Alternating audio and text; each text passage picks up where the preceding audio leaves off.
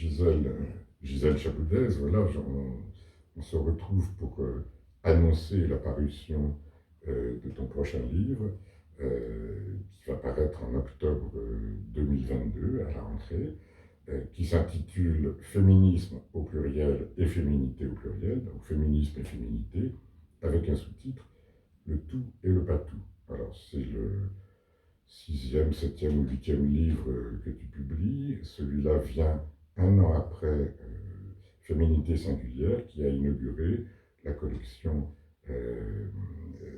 Figures de la psychanalyse aux éditions RS.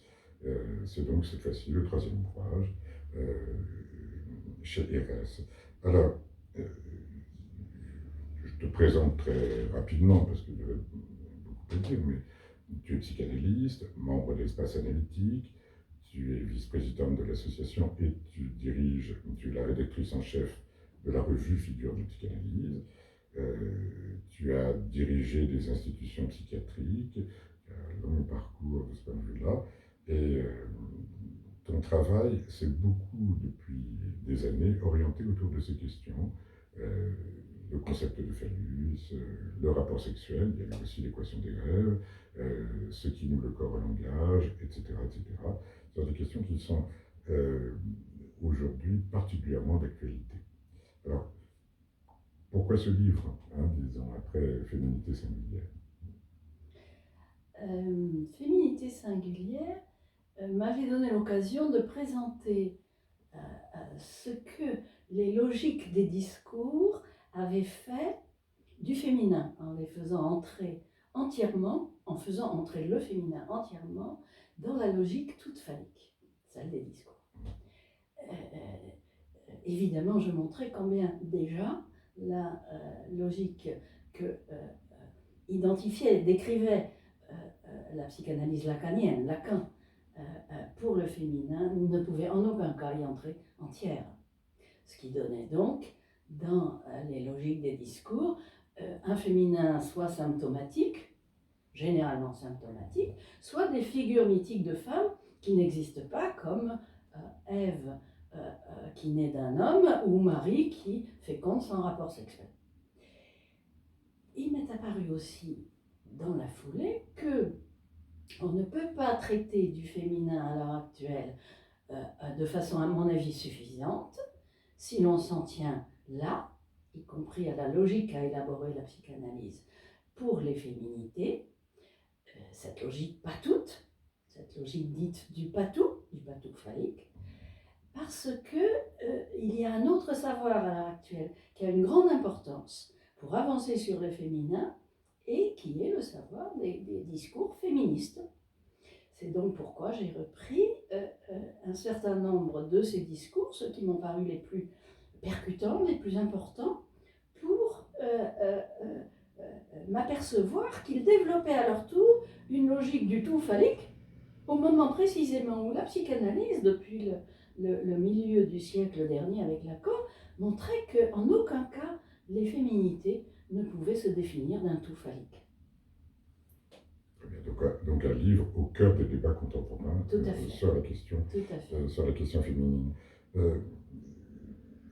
Alors, à qui s'adresse-t-il? Parce qu'on pourrait penser avec le sous-titre qu'il est circonscrit aux psychanalystes et aux praticiens de la psychanalyse.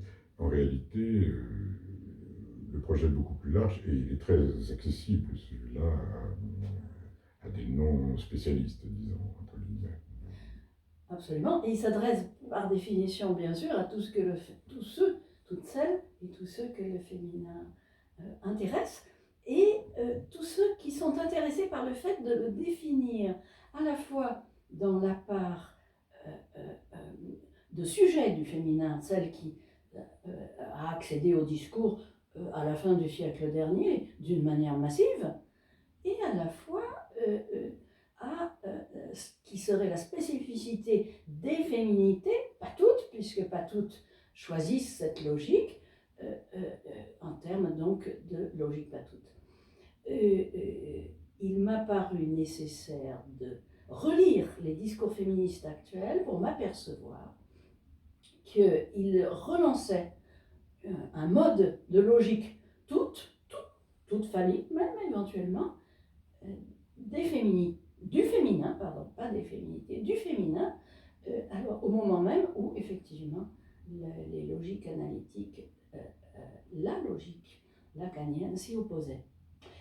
Lorsqu'on relit tous ces discours, un certain nombre d'entre eux, on s'aperçoit en effet qu'ils procèdent chacun sur un certain nombre de concepts essentiels en psychanalyse, et notamment concernant la logique pas toute, à un virage au tout. Parce que tu pourrais ajouter quelque chose encore que tu... Sur Bah, sur ces questions, parce que je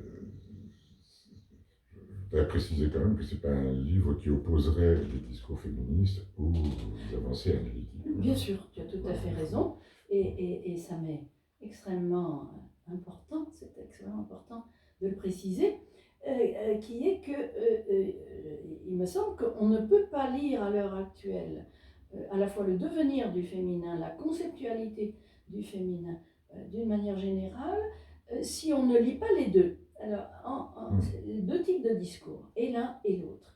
Ils s'opposent certes, et bien sûr je le montre, j'essaye de le montrer dans des points extrêmement divers, ils s'opposent, ils n'ont pas la même structure, ils n'ont évidemment pas la même visée, la visée du discours féministe étant éminemment politique, et c'est logique, son efficacité propre étant elle aussi politique, et c'est logique. Ils n'ont donc pas la même visée, et pourtant ils alternent, on peut le voir au long de la fin du siècle dernier jusqu'à présent, ils alternent l'un avec l'autre, et même sans dialoguer l'un avec l'autre, ils se répondent. Et donc il me semble nécessaire d'envisager les deux. En effet, pas du tout au regard d'un choix entre l'un et l'autre, pas du tout au regard d'une simple critique qui dirait voilà ce que nous disons et ce qu'eux disent qui ne va pas, c'est absolument pas la question, même si j'ai aussi un regard critique. Ce qui m'intéresse, c'est de montrer comment ils se répondent et comment on a besoin des deux. Bah, écoute, merci beaucoup. Il ne reste plus à ceux qui nous auront entendus de lire le livre qui paraît donc en octobre prochain. Voilà. Merci.